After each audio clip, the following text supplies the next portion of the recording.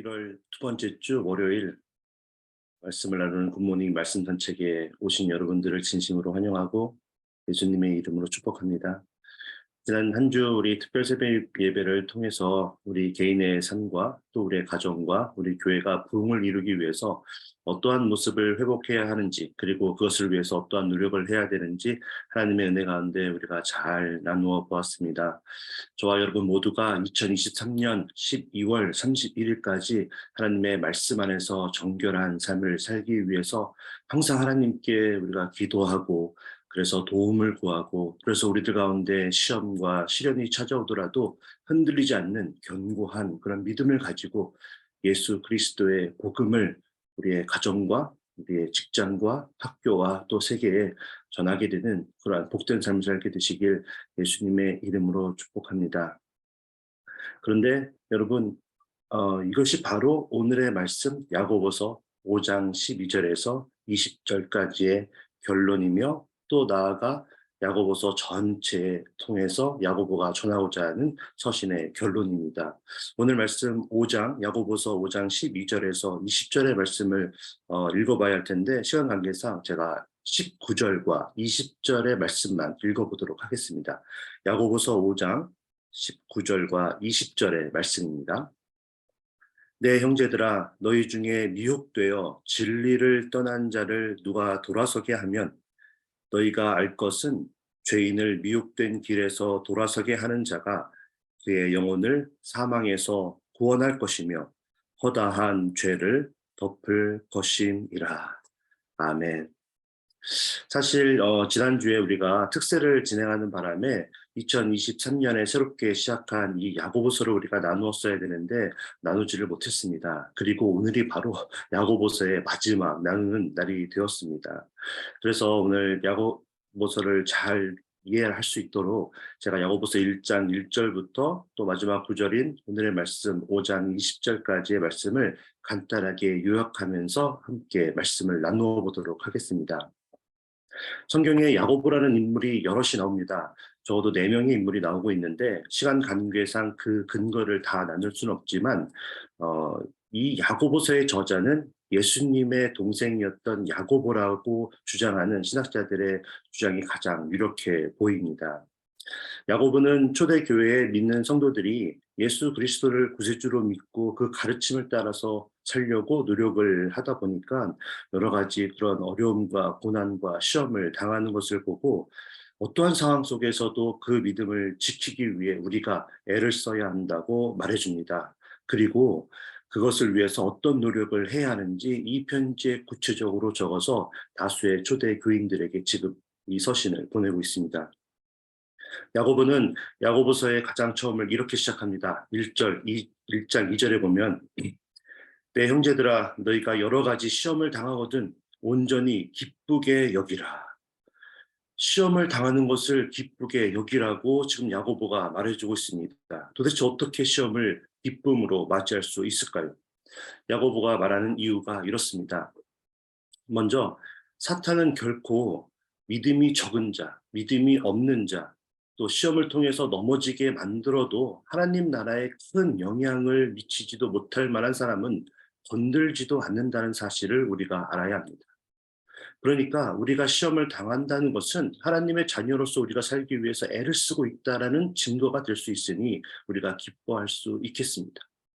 여러분, 야고보서 5장 10절에 보면 형제들아, 주의 이름으로 말한 선지자들을 고난과 오래 참음의 본으로 삼으라 라고 말해주고 있습니다. 하나님께서 가서 전하라고 하는데 가서 전하지 않는 선지자들, 전하되 하나님의 메시지를 정확하게 그대로 전한 것이 아니라 자신의 사사로운 이익을 위해서 거짓으로 꾸며서 전한 거짓 선지자들은 사탄의 공격 대상도 아니었을 뿐만 아니라 전혀 관심도 없었던 존재였습니다. 도리어 그들에게 배부르고 안전하다고 느낄 환경들을 만들어 주어서 하나님의 일을 감당하지 못하게 만들었죠. 그런데 회개를 촉구하며 하나님께 돌아오라고 외쳤던 참된 선지자들의 삶은 어땠습니까? 그들이 이 땅에 사는 동안 핍박과 고난이 끊이지 않고 그들의 삶 속에서 찾아왔습니다. 하지만 하나님께서 그들을 통해 하신 일들과 축복을 우리가 반드시 기억해야 합니다. 목숨이 다하는 순간까지 하나님의 말씀을 담대하게 전했던 예레미야 선지자에게 하나님께서는 예레미야서 15장 11절에서 이렇게 말씀하십니다. 여호와께서 이르시되 내가 진실로 너를 강하게 할 것이요 너에게 복을 받게 할 것이며 내가 진실로 내 원수로 재앙과 환난의 때에 내게 간구하게 하리라. 그리고 20절과 21절에서 또 이렇게 약속하고 계십니다. 그들이 너를 칠지라도 이기지 못할 것은 내가 너와 함께하여 너를 구하여 건짐이라. 여호와의 말씀이니라. 내가 너를 악한 자의 손에서 건지며 무서운 자의 손에서 구원하리라. 아멘. 우리도 주님의 충성된 종이 되어서 하나님께서 우리를 구원해 주실 것을 확신하며 모든 시험과 고난을 기쁨으로 맞이하며 승리하게 되시길 예수님의 이름으로 축복합니다. 그리고 우리가 기쁨으로 시험을 맞이할 수 있는 두 번째 이유는 이러한 시련과 고난을 이기는 그 과정을 통해서 하나님에 대한 우리의 믿음을 더욱더 성숙하게 만들 수 있기 때문입니다.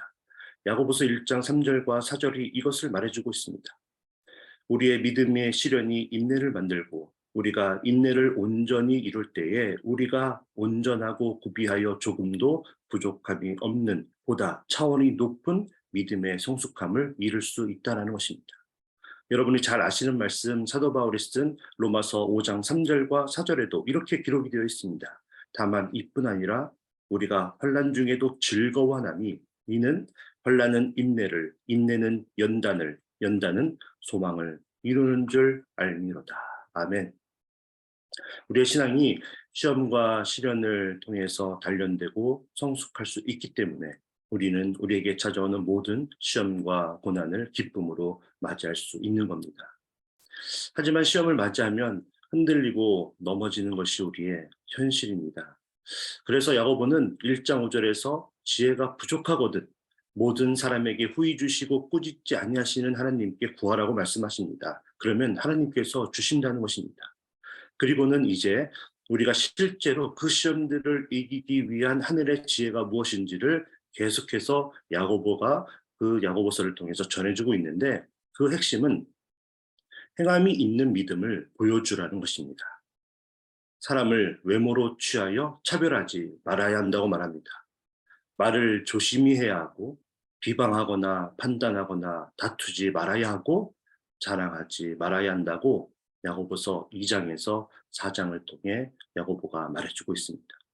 그리고는 오늘 5장 12절에서 20절을 통해 추가적으로 우리가 서로를 위해 반드시 기도를 해야 한다고 말해줍니다. 5장 13절에 보니까 우리가 고난 가운데 있으면 기도를 하라고 말씀하십니다. 왜 그렇습니까? 모든 시험과 고난은 심지어 우리가 쉽게 이겨낼 수 있는 그리고 지금까지 이겨내왔던 그 고난들도 우리가 교만해서 착각을 했을 뿐이지 사실은 하나님의 도움 없이는 우리가 이겨낼 수 있는 시험이 단 하나도 없다는 사실입니다. 우리가 고난과 시험 앞에 가장 먼저 해야 하는 것이 바로 무릎을 꿇고 기도하며 하나님께 도움을 구해야 하는 것입니다.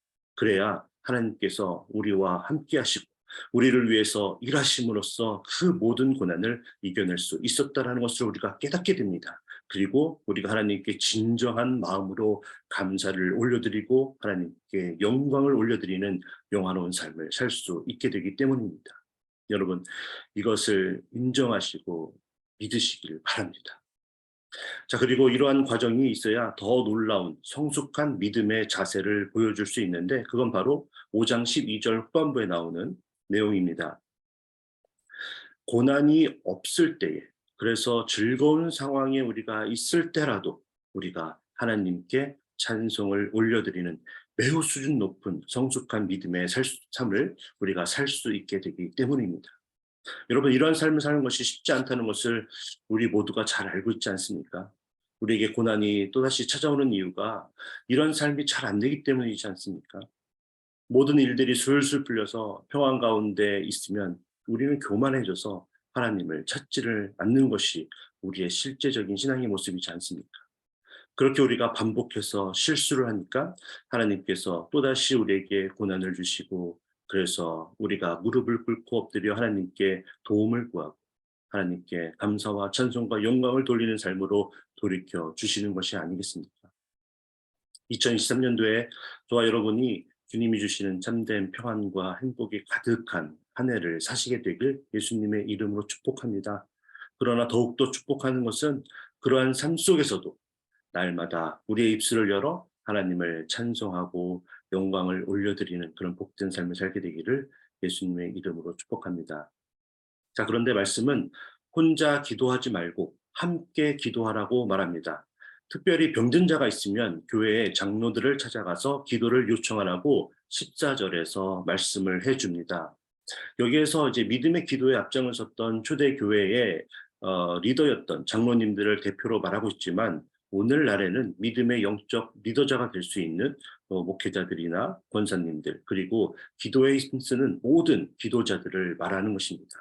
그래서 15절을 보면은 믿음으로 기도하면 그 병도 낫고 주님께서 일으켜 주신다고 말씀해 주십니다. 그러니까 믿음으로 기도하는 모든 기도자들을 찾아가 함께 기도하라는 것입니다.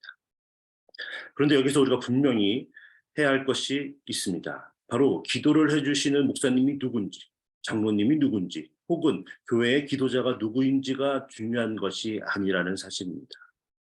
특별한 누군가가 기도를 해 주어야만 기도가 응답을 받는 것이 아니라 주님의 이름으로 기도할 때 주님이 역사하시고 그래야 이 모든 치유와 구원이 일어난다라는 사실입니다. 그래서 14절 후반부에 보니까 주의 이름으로 기름을 바르면서 그들을 위해 기도하라고 말씀해 주고 있습니다. 그리고 17절과 18절에서 기도하면 떠오르는 대표적인 선지자 엘리야를 야고보가 예로 들어줍니다. 그가 놀라운 기도의 응답을 받은 선지자였지만 그를 소개할 때 어떻게 소개합니까? 기적을 막 일으켰던 초자연적인 기적을 막 일으켰던 선지자 예레미야라고 소개하지를 않고 우리와 성정이 같은 사람이라고 지금 소개를 해주고 있습니다. 그가 특별한 사람이기 때문에 그냥 뭐 대충 하늘을 바라보면서 비야 그쳐라 그러니까 그친 것이 아니고 비야 다시 내려라 해서 비가 내린 것이 아니라는 것입니다. 엘리야 선지자가 기도를 어떻게 했고 어떻게 응답을 받았습니까? 열왕기상 18장 42절에 보니까 엘리야가 갈멜산에 올라가서 땅에 꿇어 엎드렸고 그의 얼굴을 무릎 사이에 넣고 간절하게 기도하였다고 말해주고 있습니다.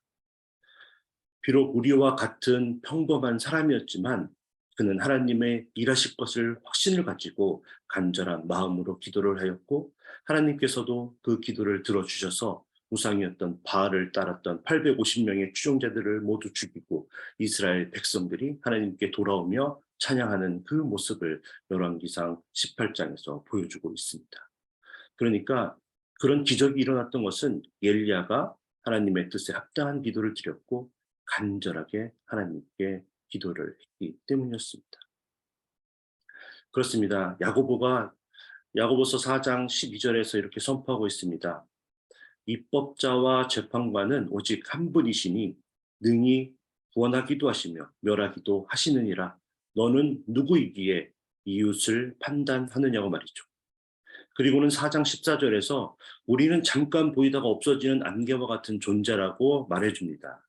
그리고 15절에서 그러므로 우리는 주님의 뜻이라면 우리가 살기도 하고 이것이나 저것을 하라고 만약에 주님께서 우리에게 말씀하시면 우리가 그것을 해야 한다고 말해줍니다. 그러니까 4장 11절에서 나오는 것처럼 우리가 서로 비방하거나 판단하는 것은 하나님께서 우리에게 명하신 율법을 우리가 비방하거나 판단하는 것이 되는 것이니 우리가 재판관처럼 행동하는 교만한 행동이라는 것입니다. 그러지 말고 입법자이며 우리를 심판하시기 위해서 언젠가 재림하여 오실 우리 주 예수 그리스도께서 우리에게 말씀하신 그 명령, 내 이웃을 내 몸처럼 사랑하라고 하신 그 명령을 우리가 항상 기억하면서 우리는 준행자의 존재로서 그 명령을 따라 우리의 이웃을 사랑해야 하고 그것을 위해서 병으로 인해서 힘든 시간을 보내고 있는 우리 형제를 위해서 함께 힘써 기도를 해야 되겠습니다.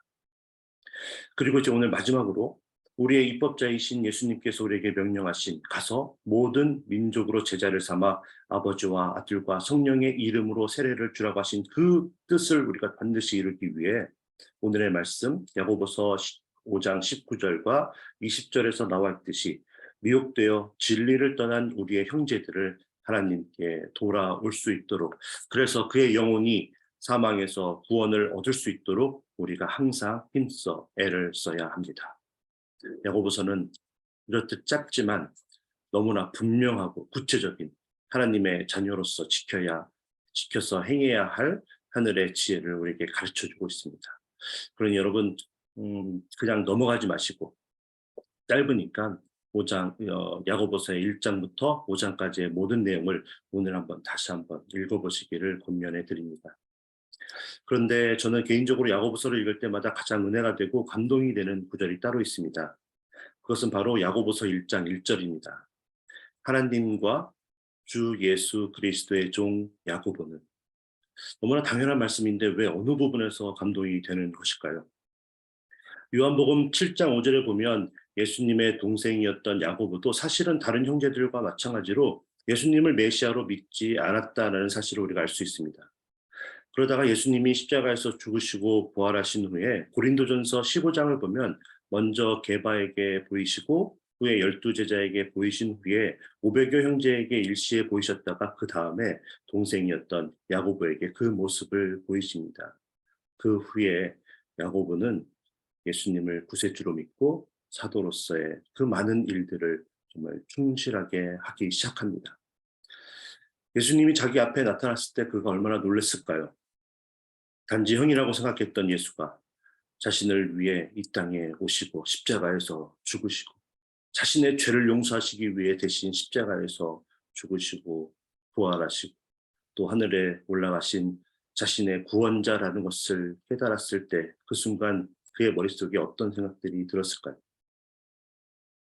언제나 허름한 옷을 입고 제자들의 발을 직접 손으로 닦아주시고 호화 찬란하게 예루살렘에 입성한 것이 아니라 나귀 새끼를 그렇게 타고 입성하셨던 그 예수님이 만왕의 왕이셨다라는 것을 생각하면서 야고보는 지금 우리도 자만하지 말고 겸손해야 한다고 야고보서 1장을 써내려갔을 것입니다.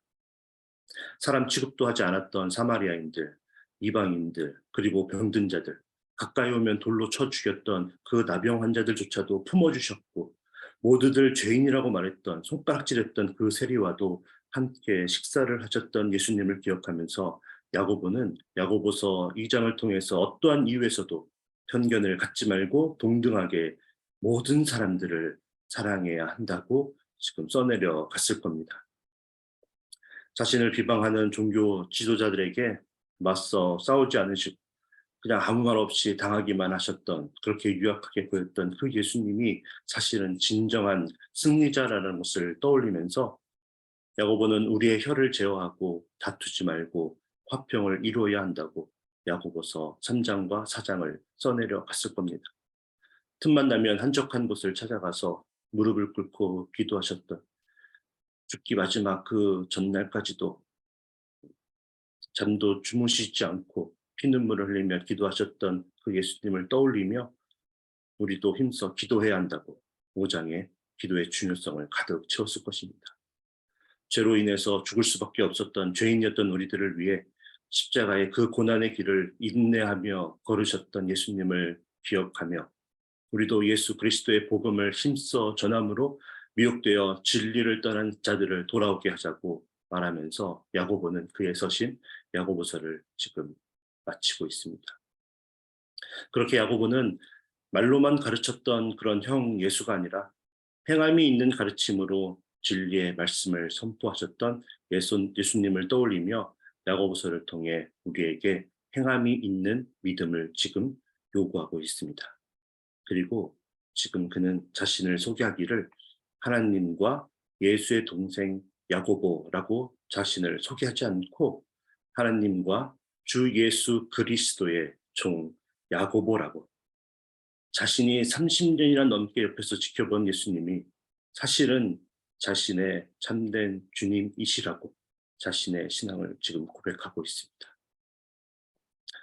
오늘 말씀을 들은 우리 모두가 하나님과 주 예수 그리스도의 종의 신분으로 하나님께 기도하며 모든 고난을 기쁨으로 맞이하고 또 그 모든 고난을 믿음 가운데 승리하여 우리의 믿음을 성장시키고 하나님께 날마다 기쁨으로 찬송을 올려드리는 삶을 살게 되시길 예수님의 이름으로 축복합니다.